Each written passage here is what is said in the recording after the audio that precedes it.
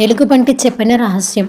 ఇద్దరు మిత్రుల జీవనోపాధి కోసం పొరుగురికి ప్రయాణం చేయాలని నిశ్చయించుకున్నారు. కానీ దారిలో ఒక అడవి వస్తుంది.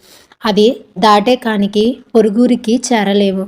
అడవిలో రకరకాల జంతువులు ఉంటాయి. వారికి తెలుసు. అందుకే జంతువు ఎదురైన దాన్ని కలిసి ఎదిరించాలని ఒప్పందం చేసుకున్నారు.